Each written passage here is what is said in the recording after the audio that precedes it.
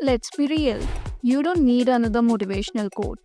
You have seen the routines, you have tried the timers, and yet it still feels like something's missing. What if, instead of more hacks, you had rules? Not rigid ones, not aesthetic for Instagram ones, just real practical rules that actually work. On the days when you are tired, distracted, or ready to give up, these five change the way I study and honestly, the way I show up for myself. So let's begin. Hi, welcome to Plans Over Mood. I'm so glad you are here. This is a space for people who want to study smarter, build real routines. We don't chase perfection here, we just make progress that sticks. Let me tell you a story about myself. First time I decided to finally get serious about studying, I made a 2-hour playlist, lit a candle, made a pretty to do list, and then spent the next 40 minutes choosing the perfect pen. Made my desk look so aesthetic, but in reality, I did not study anything that day. And that is when I realized that feeling ready is a scam. You almost never feel like starting. This is what I learned from my mistake, which is actually rule number one: show up anyways. Even if you are tired, even if you feel behind, even if your desk is a kind of a mess. And then it got clear in my head that starting is the unlock. It's like morning walk. Personally, I hate it. Once I ordered shoes for my morning walk and it showed that it will get delivered in 5 days. So I let those 5 days go as an excuse that I don't have shoes for the walk. And when the shoes got there, I waited another 1 month to start the morning walk routine. I made another excuse, and then when that excuse got fulfilled, another excuse. But one day I got up early and just got out of the house. And done. Same thing happens while studying. 10 minutes in, your brain adjusts and suddenly you are in it. The main thing you have to do is to start. So, next time when your mind says, not now, just reply that I will study for only 10 minutes. That's it. Take small steps. That's how you start building discipline. Not with big energy, but tiny starts. You know those study sessions where you intend to focus, but somehow 30 minutes go by and you are still arranging your highlighters? Yeah, been there. What I have noticed over the years is that if I get distracted in the beginning, then I cannot concentrate fully during the whole session. And this goes for all the things, all the activities that I do, not only studying. If I'm not focused from the start, then I get very easily distracted during the whole sessions. Your brain decides whether you are in the zone or doom scrolling within the first 10 minutes. So here's the rule: protect them like they matter because they do. Put your phone away, no quick texts, no switching songs, no just one more reel. No, I will do this small task first and then I'll study. Nothing. Just open your book, start the timer, and do the work. That first 10 minutes is a doorway.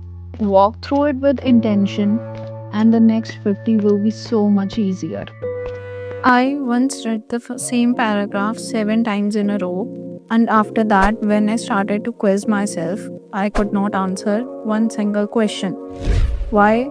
Because rereading feels productive, but it is not. Our brain learns through effort, through retrieval, through discomfort. Ever got embarrassed in class because the teacher asked you a question and you could not answer? I am sure you still remember the answer to that question because I do. I was in 7th standard and my maths teacher asked me to solve a sum in front of entire class and I couldn't do it. That day still haunts me. That's why this rule is so simple. Active always beats passive. Don't just read it, explain it out loud. Don't just highlight it, quiz yourself on it. Don't just rewatch the lecture. Pause and take notes. They don't have to be aesthetic and color coded. Just write them in a manner that you can remember what you have written. It will be slower and more annoying, but this sticks. And on exam day, you will be thanking your awkward, slightly confused past self. Let me guess, you have made one of those to do lists before. The one with 18 tasks, color coded, time blocked from 5 a.m. to 11 p.m. And by 10 a.m., you are already off track and spiraling. Same. I used to make big to do lists with at least 10 to 12 tasks. And those tasks were not simple 10 to 15 minutes tasks.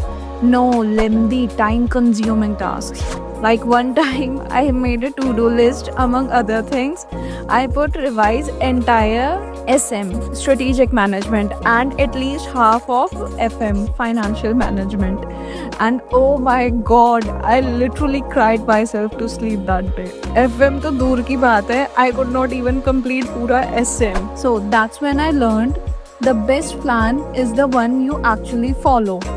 Make it small, make it simple, make it repeatable. Like I'll finish 2 chapters today or I'll do 1 2-hour session. It doesn't look impressive, but it works because progress isn't about intensity, it's about sustainability. See, let's say you push yourself too hard for 1 day, 2 days, 3 days. But what after that? You won't be able to keep up this routine.